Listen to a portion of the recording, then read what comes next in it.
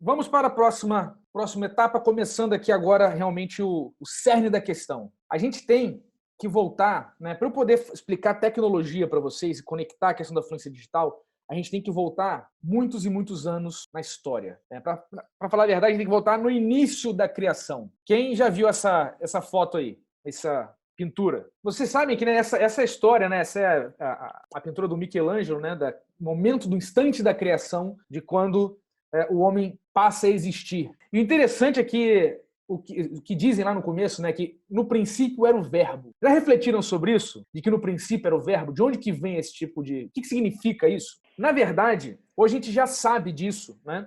Na história da humanidade, desde que lá de 150 mil anos atrás, quando surgiu o Homo sapiens, a nossa espécie, ela se diferenciou dos outros, né? Dos outros animais, com uma capacidade específica, muito importante, que é inata. Ou seja, que você já nasce com essa capacidade, que é a capacidade da linguagem, de você se expressar em linguagem, de nós cooperarmos no nível intelectual, no nível cognitivo. Então, quando você fala, né, no princípio era o verbo, o que está por trás disso é exatamente de que o que constitui o ser humano, né, o Homo sapiens, como espécie, é a capacidade única, certo? Hoje em dia, a gente sabe, através da pesquisa do Noam Chomsky, que é um linguista, ele propõe que existe um maquinário interno no cérebro que é a capacidade nativa do ser humano de constituir linguagem. Então, na verdade, não é que o ser humano é um bicho inteligente e a gente inventou a linguagem. Não, a gente inventou várias linguagens a partir de uma capacidade base que a gente já tinha. Né? Então, seria inequívoco, assim, é impossível você ter o ser humano sem ter linguagem. Não quer dizer que é a língua falada apenas, é linguagem. E o que é linguagem? Isso é uma pergunta relevante. Linguagem você pode ter gráfica, tem linguagem matemática, tem linguagem pictográfica, você tem diversas formas de expressão. Você tem, na época lá das antiguidades, você tinha a questão dos pictogramas em argila. Então, a dinâmica da linguagem é quando você utiliza símbolos para coordenar eles na expressão de significados maiores. Então, o que significa isso? Gente, isso é uma parada. Você vê que estou mostrando para vocês um quadro do Michelangelo. E isso é tanta coisa nessa questão que é a base fundamental de tudo que a gente vai conversar. Parece uma doideira isso, mas não. Tudo começou com linguagem, 150 anos atrás. Tem um documentário fantástico sobre os neandertais, né, o conflito entre os Homo sapiens e os neandertais, que eles existiram simultaneamente na Terra, em que o diferencial do Homo sapiens era a capacidade de colaboração. Os neandertais eram mais fortes, mas a gente conseguia cooperar. Né? E esse processo de cooperação faz com que a gente tenha a capacidade de se especializar. E agora, ao invés de todo mundo ter que saber um pouquinho de tudo, a gente conseguia, através da linguagem, se articular para que as pessoas conseguissem transcender os limites do conhecido. Olha que doido isso. Então, no final das contas, o que a gente tem é uma grande capacidade de se comunicar, de construir conceitos abstratos, de viver conectado com ideias cada vez mais abstratas. E a partir dessas ideias abstratas, a gente consegue aumentar a expressividade. Então, o que eu quero dizer com isso? Né? Para quem não está acostumado com essas viagens na maionese, que eu adoro esses assuntos. Se você observar a letra, o alfabeto, você tem o A, o B, tem as vogais. Então, quer dizer, A, B, C, D, tem todas as letras. Elas sozinhas não dizem muita coisa. O A, até no português, ele é um artigo. Né? Mas quando eu começo a combinar elas, eu vou significando, né, sílabas. E quando eu vou combinando as sílabas, eu crio palavras. Veja que é uma escada de abstração, onde chega um momento em que eu falo uma palavra cadeira. E essa cadeira, ela não é mais reflexo puro e simples da soma do que tem de baixo. Ou seja, ela não é reflexo puro e simples das sílabas concatenadas em letras concatenadas. Não, não é só isso. Ela é isso e ela se torna um signo, né? Um significante, né, para você conseguir referenciar uma ideia maior, uma abstração. Por isso, quando eu penso cadeira, você pensa no conceito de cadeira. Você não pensa em uma cadeira específica. Você até pode referenciar, imaginar uma cadeira de rodinha. Aí você consegue qualificar a cadeira. Mas qualquer coisa que você use para sentar, você pode chamar de cadeira. Essa é a ideia base, né? O conceito, o termo que se usa para expressar isso é o affordance, né? É o propósito base, o elemento fundamental da cadeira. É servir para sentar. Mesa é servir para apoiar. Então você começa a ver que tem todos os elementos do nosso cotidiano que a gente nem olha para esse troço. Tem o celular, tem a xícara, né? Você tem tudo na nossa vida. Tem essa questão de uma ideia, um conceito fundamental que é manifestado em um material. E é por isso que eu tenho xícara de vidro, de cerâmica, mas todas elas fazem a mesma coisa. Elas permitem que você coloque o café, coloque o chá. Então, o que eu quero evidenciar com vocês nisso? Quero evidenciar que vocês se sensibilizem para essa questão fundamental da linguagem, da capacidade do ser humano de colaborar, da capacidade do ser humano de se manifestar, né? De comunicar-se um com o outro, da capacidade do ser humano de construir abstrações melhores. Então, quando o homem das cavernas esbarrou em alguma coisa que bateu na pedra, a pedra lascou e ele viu uma ponta e ele se cortou naquilo, naquele instante, no contato dele com aquele material, ele descobriu uma faca, ou ele descobriu a ponta de uma flecha, ou a ponta de uma lança. Então é através da interação com o mundo que a gente descobre utilidades para aqueles materiais e a gente transcende essas utilidades, criando, combinando uma coisa para outra. Por exemplo, eu posso transformar uma cadeira de rodinhas em um carrinho de supermercado. Eu pego a cadeira de rodinha, boto as coisas em cima dela, em vez de eu sentar, eu coloco todo o resto, tudo que eu carregaria na mão nela, e eu arrasto ela, vira um carrinho de mão. Então você consegue compor esses conceitos. Isso é natural do ser humano e isso é fundamental. Fundamental. Parece muito viagem para vocês isso aí, ou tá fazendo algum sentido? Aí você assim, tá, Henrique, então você foi lá no Neandertal, foi lá no Homo sapiens, naquele conflito original, falando de linguagem, porque houve uma mutação na nossa espécie capaz de expressar isso. E a gente, naturalmente, na nossa estrutura corpórea, porque o Homo sapiens ele é fraco comparado com os outros animais, né? E a gente só consegue se fortalecer pela adaptabilidade daquilo que é constituído fora da gente. Então, essa nossa capacidade, ela é muito importante, ela tem tudo a ver com a evolução tecnológica. Porque o que eu estou mostrando para vocês é que não existe Homo sapiens, não existe ser humano sem tecnologia. E aí a gente tem que quebrar o conceito de tecnologia. Porque a gente acha que tecnologia é digital e não é verdade. Todo conhecimento humano aplicado à vida prática é tecnologia. Repetindo, todo conhecimento humano aplicado à vida prática é tecnologia. Então a tecnologia, ela é o produto necessário da nossa cognição, da nossa interação com o mundo, para que a gente se adapte e viabilize a nossa vida. Seja viabilizar num sentido de eu preciso sobreviver, seja viabilizar no sentido de potência, de expressão, de fazer mais. E é isso que a tecnologia traz pra gente, a capacidade de fazer mais. Vocês têm sapato aí, não tem? Quem tá de sapato? O sapato é uma sola do pé mais espessa, porque a sola do seu pé ela é muito fininha. E se você tiver um calor no ambiente espinhoso, você vai se machucar. Então o que você faz? Você cria uma sola do pé fictícia, né, virtual, virtual no sentido conceitual, né, para estender a capacidade do seu pé pisar. Então o sapato ele amplia a capacidade do seu pé pisar, porque agora você pode pisar em mais coisas, você pode pisar melhor. A roupa, né, se você olhar nas escrituras religiosas, que você vai ver que a primeira coisa que o ser humano descobriu, né, quando comeu a fruta do conhecimento, foi se cobrir o corpo.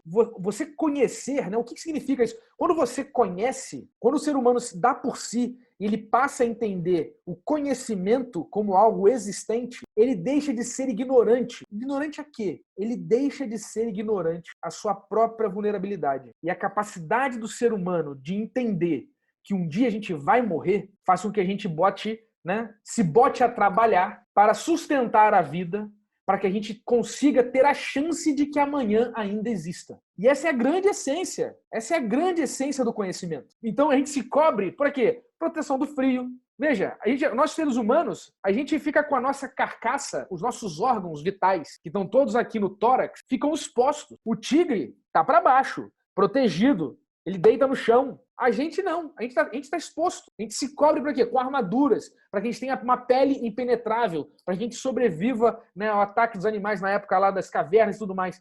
Então, tudo vai sendo construído para a gente dar conta das nossas incapacidades ou das nossas falibilidades, para que a gente tenha mais capacidade de expressão, mais chance de existir, de persistir ao longo do tempo. O instante, né, do princípio era o verbo. Assim que nasce o verbo, nasce com ele a conjugação do verbo. Então, assim que a gente consegue se comunicar, a gente descobre o conhecimento, a gente descobre o tempo. E o tempo é uma coisa essencial. E a gente se organiza a partir do tempo, porque a gente sabe que o tempo ele nos atravessa. A gente não tem tempo. A gente é vítima do tempo.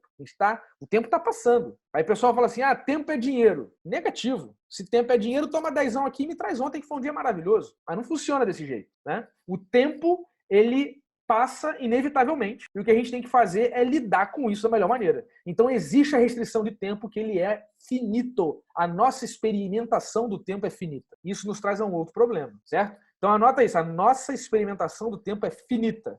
E aí, quando é finito, tende a ficar escasso. E quando é escasso, eu tenho que ver isso aí, porque se faltar, pode dar um problema. E aí a gente sai lá dos Neandertais, no princípio da criação, e a gente para onde? A gente para, né? Vamos andar muito para cá. Olha que loucura, né? 150 mil anos para 3 mil anos atrás. 2.500 anos atrás. Olha só, gente, 150 mil anos para 2.500 anos atrás. Olha quanto tempo se passou até a gente chegar na Grécia Antiga. E essa foto, que é um quadro também maravilhoso, ela é uma foto muito especial, que é a Escola de Atenas, né? É a escola dos filósofos, é onde surgiu tudo que a gente entende hoje como filosofia.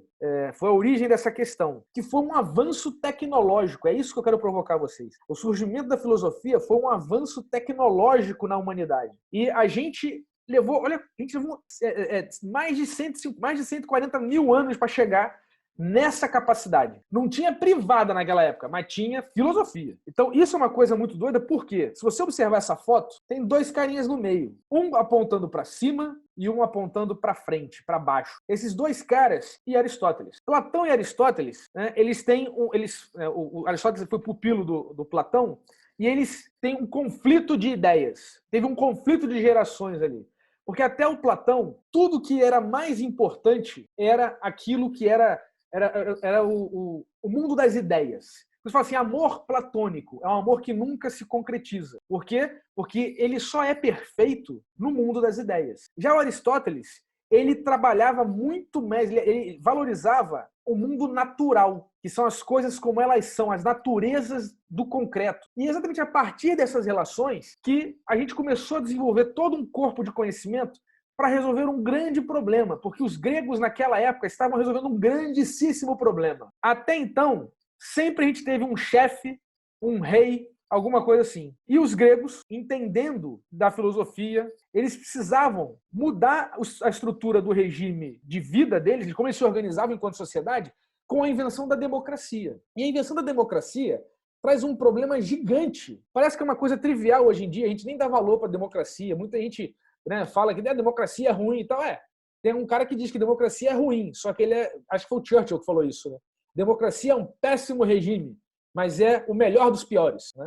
Então, assim, é melhor que todos os outros. Então, a invenção da democracia traz um problema. Qual é o problema? É a desvinculação da verdade. Então, o rei, no absoluto, né, quem reina e reina absolutamente, o rei ele é a expressão da verdade. Então, antigamente, um rei justo, né, era um rei que conseguia ponderar as coisas. Só que, na verdade, a decisão do rei era inquestionável. Quando eu tenho uma organização social, então qualquer disputa que eu tivesse, eu tenho uma disputa com a Georgette, o que acontece? Vamos lá falar com o rei, que eu vou falar o meu caso para ele, ela vai falar o caso dela e ele vai tomar uma decisão, vai resolver o conflito. Então o rei torna-se um instrumento de resolução de conflitos para quê? Para que eu não tenha que brigar com a Georgette. A gente terceiriza, a gente externaliza a resolução de conflitos, né, para que a sociedade permaneça. Então, em vez de eu impor a minha vontade, a gente consulta alguém que é hierarquicamente superior, que é mais importante, mais sábio, que está no topo da questão, para resolver um problema, né, que a gente tenha.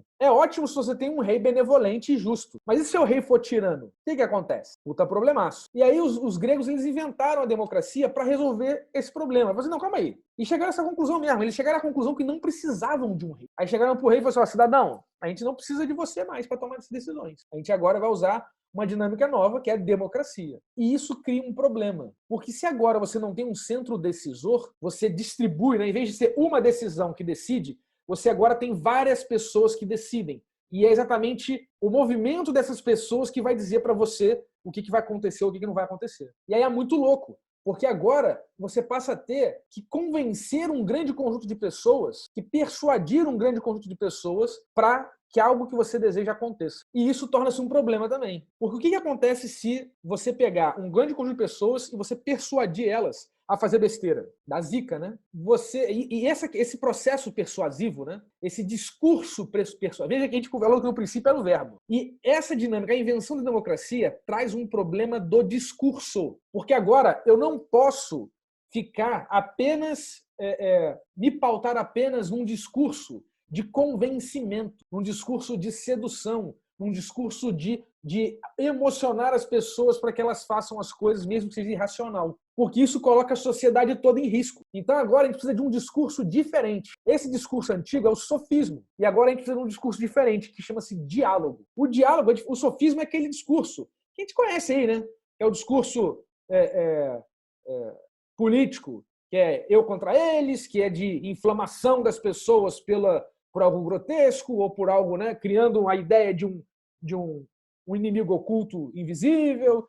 Então, todo esse processo de tentar utilizar uma narrativa que emocione as pessoas para que elas tomem decisões a partir do seu cérebro reptiliano. Né? Uma decisão que não passa pelo filtro da cognição, do filtro do razoável, do racional. Né? É um pouco do que a gente vive no Brasil aí ao longo desses tempos. A Elisângela tem a sua razão nesse comentário. Então, em oposição ao sofismo, você tem o diálogo. E o diálogo é uma coisa interessante, porque o diálogo ele não pressupõe um lado. Diálogo é o processo pelo qual você pega alguma coisa na tua cabeça, coloca em cima da mesa. A Evelyn da Rosa vai pegar também na cabeça dela, vai colocar em cima da mesa. Essas ideias vão se misturar, vão se tornar uma terceira coisa que a gente vai analisar e vai repetir esse processo, e isso é uma dinâmica em busca da verdade. Então é isso que os gregos tentam resolver com, né, a questão da democracia. Eles passam a precisar buscar a verdade. A existência da sociedade, a permanência da sociedade passa a depender da manifestação, do reconhecimento daquilo que é verdadeiro. E aí, o que eles compreendem é que a verdade ela existe, mesmo que a gente não alcance ela. Isso é uma coisa nova e diferente pra caramba. Né? Hoje a gente está acostumado a falar que tudo é relativo. Não exatamente. Né?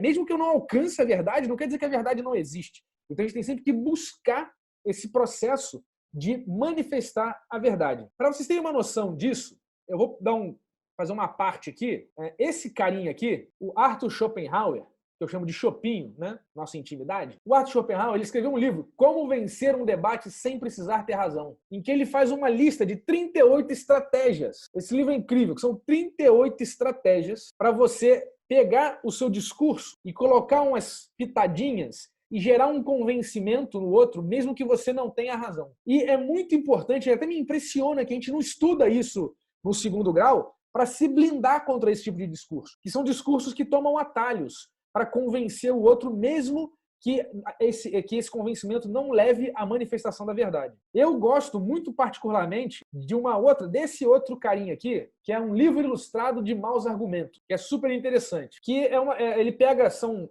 15 ou 16, que ele pega dos mais comuns que as pessoas usam, e ele cria exemplos visuais para as pessoas entenderem o que está acontecendo. Né? E tem alguns exemplos muito interessantes, do tipo de você... Cientistas dizem que o metano do pum das vacas está poluindo o mundo. E aí vem um cara e fala assim, o que você pode fazer em relação a isso? Você pode criar uma narrativa dizendo assim, bom, primeiro é validar quem são os cientistas, né? Você pode não ter o argumento. Você pode dizer, não, então, na verdade, você está utilizando pela autoridade. Cientistas quem? Né? Quem é que diz? Cadê a referência da pesquisa? Onde é que está o racional daquela questão? Isso foi calculado corretamente? Aí você tem dois casos. Tem ou não tem? Foi ou não foi? Vamos dizer que não foi. Se não foi, então esse argumento é invalidado. Agora, e se foi? Significa que eu tenho que matar todas as vacas? Não faz nenhum sentido isso. Né? Então você não pode recorrer em atalhos, né, que são falácias lógicas que te impedem de buscar a verdade, que é lidar com problemas, mesmo que isso te evidencie uma situação difícil, em que você não tem uma resposta fácil que exige investigações. E na vida a gente passa por essas coisas o tempo todo. Né? Principalmente quando a gente está chateado com alguém. Manja, você está chateado com alguém e aí você projeta na pessoa uma consequência daquela chateação. Então a gente faz essas coisas porque nós temos as emoções que elas são parte significativa da nossa existência. Voltando na continuidade da nossa história, com essa problemática toda do discurso, com essa complicação, porque na Grécia, no início da democracia, era o quê? Eram grandes discursos polêmicos, né, de persuasão, uma coisa muito, muito calorosa, né? Que a gente viu isso ao longo de toda a humanidade, toda a nossa história recente aí acontecendo com resultados desastrosos, né? E o Aristóteles, muito cabreiro com esse negócio, né? Aristóteles, que eu queridamente chamo de Totó, ele muito cabreiro com esse negócio todo, ele trabalhou na compreensão da lógica do discurso. E esse sujeito, ele é muito sem noção, porque ele escreveu uma obra que é o Organon. E esse cara, essa obra ela é tão complexa, e ele criou, literalmente, ele fundou o que a gente conhece como lógica. Essa obra, ela trata do silogismo do discurso, que é da lógica daquilo que você fala. É uma obra tão densa, tão complexa, tão incrível. Séculos depois, um filósofo chamado Immanuel Kant, ele disse que não existia mais nada para fazer em lógica, que o Aristóteles matou a pau, ele resolveu, ele começou e finalizou a lógica e matou tudo. Tá tudo pronto. De tão impactante que é a obra do Aristóteles. Só que ele errou rude. O Kant errou porque em 1905, um cara chamado Russell mudou a porra toda e a gente vai chegar nisso daqui a pouco. Então vejam, foi lá no Neandertal, passou agora pela Grécia, entendeu, a lógica surgiu. A lógica do discurso, né? E a gente não fica, né? Eu não lembro de ter sido treinado na escola para compreender a sutileza da lógica do discurso. Então, isso é uma coisa muito importante. Então, para eu poder progredir com vocês, eu vou ter que dar uma amarrada nisso aí, porque, por incrível que pareça, a existência da linguagem no ser humano e a manifestação do trabalho do Totó na lógica do discurso é a base de todo o nosso desenvolvimento tecnológico desde aquele instante na Grécia até hoje. Tem noção dessa parada? Faz sentido isso para vocês? Com isso, o que nós temos aqui? Nós precisamos analisar, então, o que é o discurso. E o discurso tem a sua composição. A gente discursa em frases. Nós temos frases declarativas, que expressam uma afirmação ou negação. Evelyn, me dá uma frase afirmativa aí, uma frase declarativa. Eu estou aprendendo muito hoje. Muito bom. É uma frase declarativa, expressa afirmação ou negação, né? Ou, por exemplo, a cerveja está gelada. Essa é uma boa frase também. Tem uma frase imperativa. A frase imperativa, ela incentiva uma ação pedindo comando ou ordem. Essa é a frase que tem alguma mãe aí que mãe sabe esse bagulho aí. Georgette domina a frase imperativa. Diz uma frase imperativa pra mim aí, Georgette. Tá sem o áudio. Tem que ligar o áudio aí. Saiu agora? Agora sim, vamos lá. Isso. Vai trabalhar hoje. Vá trabalhar hoje. Maravilha. Tem aquela que o Eric ouviu quando era pequeno, assim, vai arrumar seu quarto. Vai tomar banho. Vai tomar banho. É isso aí, mãe. É um bicho que entende de tudo de frases, né, imperativas. E temos também as frases interrogativas, que pressupõem uma pergunta, que é, quer cerveja? Né? Temos aí essa frase. E tem a exclamativa que expressa sentimentos, como, por exemplo, eu amo cerveja. Tranquilo até aqui? Que na estrutura da linguagem, na manifestação da combinação das letras em palavras, ó, nós temos aqui, vocês estão vendo o meu mousezinho? Nós temos aqui, ó, letras E, X, P, R, tá vendo? Essas letras se juntam em sílabas, que se juntam em palavras, que se juntam em frases, né, em sentenças, e a natureza, essa organização em si, ela tem uma natureza própria. Olha que coisa interessante. Veja que é uma abstração acima da... Não é o sentido de uma frase declarativa, ela não vem puramente da soma das letras, da soma das palavras, da combinação das palavras. Ela vem de uma ideia superior.